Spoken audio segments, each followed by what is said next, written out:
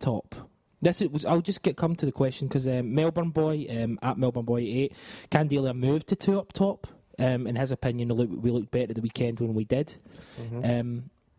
If we do go 2 up top, then you need those 4 players, and you have to keep Griffiths sweet. Well, if he is going to move to the 2 up top, as you say, you're going to need more options. But I still don't know what he's doing, Dyla. I mean, it's like when he first came here, it was 4-3-3. That's what it does. 1 through the middle and 2 wide players. Now, the fact that he's kind of chopping and changing, I'm not saying that's a negative thing, but I wouldn't say he's going 2 up top now. I still don't have any idea what his favoured system is. He seems to be going 2 up top in patches during games and then drop to 1 at the back. But then we can't... we've spoke about it, and loads of other Celtic fans will have spoken about it as well. The fact that, and we had Christian here talking about it, the fact that he has a plan A and his plan B is to try and make plan A work again. That wasn't the case at St Mirren. He went 2 up top, he changed it, and it worked. Whether he's not, fair enough, that's not his preferred option, so he's probably not going to start games that way. But at least at the weekend, it showed he's reverted He's reverted to 2 up top in at least two or three of the last games. My point is, he reverts to 2 up top, and we seem to play better. Now, if we can see that as fans, why does he keep? I know why he does it, because he's got his own plan, and I'm not criticising him for that. It's just frustrating as a fan to see something work pretty well, and then for him to change it again. But then there's nothing wrong with the system. In that case, then it's the players that are not carrying it out. Chris Sermanni, again from Melbourne Boy. If Godetti has a great season, will we be able to keep him, or will he head back to the Premier League? I think we will be able to keep him for precisely the reason I spoke about earlier on. I think Godetti is the type of guy who thrives on adulation. I think he had a really good relationship with the Feyenoord fans when he was there. He's the sort of player that gets G'd up by the crowd, sort of thing. And if he fits the bill, and he is the new hero, if you will, and the Celtic fans give him that, I think we'll give him what he needs. It strikes me as the sort of guy, he was quite genuine when he was saying he's glad to be here. It's a real club. We've talked about signing him before, and he's glad it's finally happened. I think if he has a good season, he would sign on for us. Lou? I would hope so. I mean, if it's what the club wanted, if he proves himself during this loan, that he's consistent and he's got something to offer, and we wanted to keep him, then I hope he would stay. But at the same time, he's obviously he's spoke about how ambitious he is, and I think that's a good thing. If he gets the offers down south, money-wise, no matter how much someone wants to be adored by fans, if it comes down to absolute finances, then we can't compete. And if he takes that option, then fair play, that's the option he takes. But I think Chris is right. We offer him something different in terms of our fans are... I mean, we love a Swedish striker. I mean, we're going to go... We're going to go nuts if there's a... I mean, I'm joking about whether he's Swedish or not, but I mean, it's certainly a striker scoring goals. There is no better place to be than at Parkhead in terms of you scoring goals regularly, whether it's in Europe or in the SPL. You're going to have people singing your name every week. If you want that, stay at Celtic, definitely. Yeah. Brian Flanagan at NFBTC. Thanks for listening, Brian. Griffiths' future at the Celtic? ? I like him as a player. I hope he gets his chance. No, I don't think so. I quite like him as a player as well, and I think he could do a job, but there's too many people in front of him. He's a guy who is frustrated if he's not playing, which you can clearly tell. Thoughts, Chris? I think he's a good player as well. I think we spoke about this style. I gave him the kiss of death by saying he was the best finisher at the club, like Stratton and Riordan. If we go 2 up top, that might change, as you say, but as it stands just now, I can't see him going in front of A. Guidetti or B. Skepovic, somebody who Dyler's actually signed. The fact that he's saying he would consider him going on emergency loan to Hibs speaks volumes. You know? I've never 100% completely taken to him, if you will, if you know what I mean. So I'm not hugely fussed by it, but I do think he's got something that he could offer us. But based on what Dyler's done so far, I can't see him featuring too much under him. Louis, just another quick wee question for you. Actually, no, I'd like your opinion on that, Griffiths. I know we've kind of talked about it, but yes or no? I can't see him starting games anytime soon, but in terms of a squad player, I think he's a very good squad player. The fact that we sold Tony Watt, we let Atatic go, we let Pookie go, we let Baldy go. If you only have Skepovic, Guidetti and Stokes, obviously, and Griffiths, then I can't think, is there anybody else? Is there any other strikers at the club? Fred Johnson left as well. Fred Johnson scored at the weekend, as did Pookie. But I mean, does that mean that there's only 4 strikers at the club, really? Could you class Commons? Would he play Commons up front? Possibly. Again, it just depends on what you class as a striker. I mean, you always think every club should have 4 quality strikers, but that's if you're playing 2 up front. And the fact that you're not playing 2 up front, you've only got 1 position up front, then it changes things. But I think he's a good player, but as Chris says, I haven't personally taken to him very much. Here's a question. I'd like Chris's kind of actual. This is Louis as well. Actually, Marek, I'd like his, but he's feeding the cat just now. Who would you have? This is from Ginty at Ginty1888. Who would you have from European football as a sort of Lubo/Naka-esque number 25? He suggested Matty Fernandes from Fiorentina. He's an excellent player. Does he mean who would we like to sign? He's suggesting him to come in as a sort of playmaker. Fernandes is. Could we get him? No, I don't think so. Fernandes is.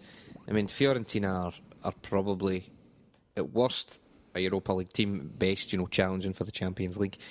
We can offer players, the chance to qualify for the Champions League, but you're going to get a better quality of football week in, week out playing with Fiorentina. Probably more money as well. So I don't see why Fernandes would want to move. It's a good shout though in terms of quality of player. He's a player that I do like. He's not one of the most consistent. Well, he does. He perhaps lacks a bit of consistency, but he's not one of the first integral players for Fiorentina that you would think of. Yeah. In terms of being one of their most important players, but I still think that a guy like him would still be out of reach for us. Do you know what I mean? Yeah. Louis, you're doing your best to kind of follow Fiorentina this season. You're not doing very well. Jinxing them, Louis. Jinxing us. 2 wins in 7 games. Well, I mean, it's obviously my fault, isn't it? Cursed up front. I mean, Gomez is out, Rossi's out. They have a hell of a lot of injuries. Yeah. I mean, it's not just those two. There's but McCaffrey came on and scored at the weekend, and that was quite a positive thing. Do you know who I think is actually a really good signing for them? Mika Richards. I think Mika Richards is a good player, and I think he'll do well in Serie A. Disagree? It's hard to judge with Richards. See, when he first came through at City, I don't know about you, Louis, but I thought he looked a really good player, but it's not a great club to thrive at, especially with the money they've got just now, because if there's any sort of problem, they just whip the chequebook out, So I don't think that City was a particularly great place for him to develop. Yeah. I know. I thought he was good. I think his position. I almost think he would be a better centre back. No. And well, in terms of his stature, you would think that he would be. He's got pace. Built for it, He's got pace, which is why he's out in a wider position. But I don't know. I would have thought he'd be better through the middle. But I mean, I think he's made a good choice, a bold choice going to Fiorentina. Possibly, if you think of Ashley Cole going to Roma, for him, his choice was less kind of adventurous in the fact that he's going to title contenders, whereas although Fiorentina have ambitions to be, they're not quite there yet. Yeah. So the fact that he's decided to go to Fiorentina, I think it's quite a bold choice and fair play to him, but Fiorentina have got a hell of a lot of injuries right now, and there seems to be just player after player. I mean, they had 2 players just in the couple of days leading up to that game at the weekend pull out because they had got injuries in training. I mean, that's not great. That's something you can't really bank on. Neto, the goalkeeper, he's potentially going to sign a new contract, which is really good news for them because he's quite a good goalkeeper. Pesh. No, Neto, rubbish. I'm not a huge fan of Neto. I think he's been quite good. Last season, I thought he was good. Like from what I'd seen of him, I thought he was quite good. But I'll maybe leave this until we get back to Italy. Let's go back. Yeah. Just finish off with kind of Celtic at the moment. I just want to read this sort of. It's a comment. It's not a comment. Can I have a donut? Is that right? Yeah, fire in. Have a donut. Keith Jackson, who I'm not a fan of. In fact, I'd say I hate. That is quite strong. It is quite strong. I find him a very prick. He basically has, very prick. I don't read the Daily Record or anything, but just looking through online some stuff. His sort of opinion piece. Celtic boss Ronny Deila makes managing a team look hard, just like Ryder Cup flop Tom Watson. Chris Sermanni's just shown us his phone there, and it says 3-0 to Hibs at Ibrox. We'll wait to the end of the show to see what that is, but hopefully it'll stay 3-0. Anyway, Keith Jackson, just a prick, isn't it? The prick's prick. I mean, the guy, he's one of those guys who always says, Paul Le Guin, and stuff. Well, that was fantastic, Chris.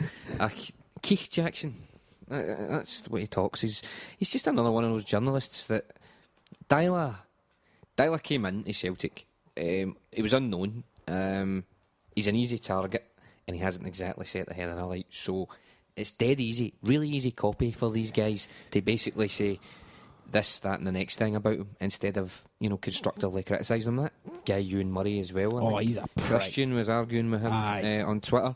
But I mean, it's just unsubstantiated pish for a lot of these guys.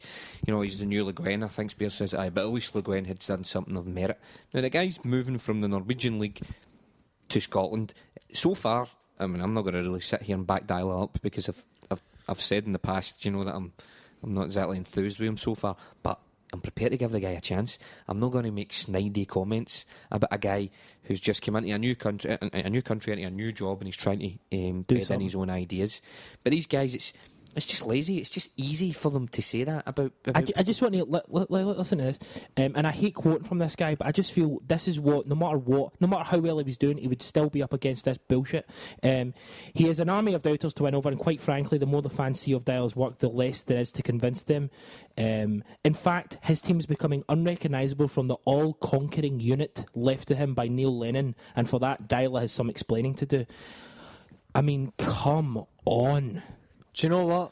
See this podcast, right? This podcast, and we know more about Ronny Deila, and we have done our research. We have had Christian on the show twice talking about Ronny Deila.